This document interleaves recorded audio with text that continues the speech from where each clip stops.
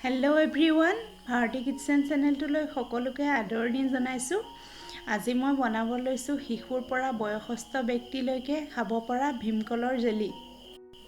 এই জেলি বনাবলৈ আমাক দৰকাৰ হ'ব ভীমকল, ঘি, কমলা বাকলি, ইলাচি আৰু ভিনেগাৰ।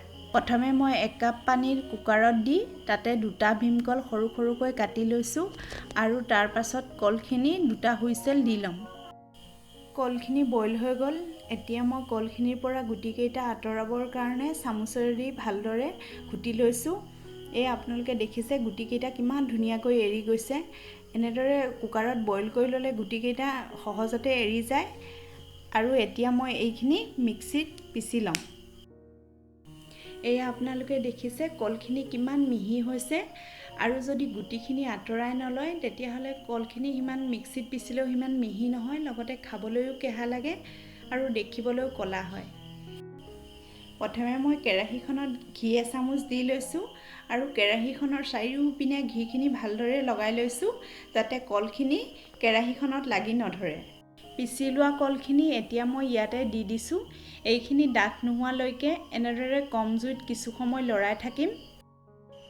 শিশু আৰু বৃদ্ধা লোকসকলৰ বাবে ভীমকল সুষম আহাৰ, কিয়নো ভীমকলত প্ৰচুৰ পৰিমাণে কাৰ্বহাইড্ৰেট, বিভিন্ন ভিটামিন, আইৰণ, কেলছিয়াম, পটেছিয়াম পোৱা যায় আৰু প্ৰচুৰ পৰিমাণে শক্তি আৰু বলো পোৱা যায়।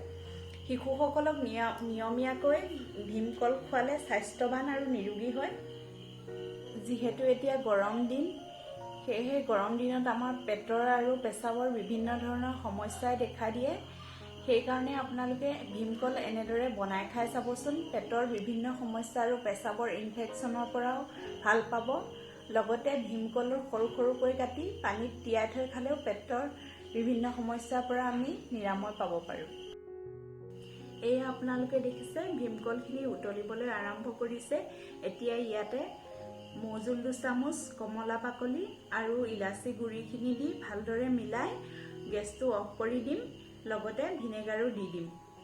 যদি আপোনালোকে একেদিনাই খায় তেতিয়াহ'লে ভিনেগাৰ দিব নালাগে। এনেদৰে আপোনালোকে সৰু ল'ৰা ছোৱালীক বনাই খুৱাই চাব। লগতে আপোনালোকেও খাই চাব। ৰুটি বা ব্ৰেডৰ লগতো খাব পাৰে। লগতে ভিডিঅ'টো চাই কেনে পালে মোৰ কমেণ্টত জনাবলৈ নাপাহৰিব। আৰু ভিডিঅ'টো যদি ভাল লাগিলে লাইক কৰিব। লগতে মোৰ চেনেলটো যদি ছাবস্ক্ৰাইব কৰা নাই ছাবস্ক্ৰাইব কৰি দিব।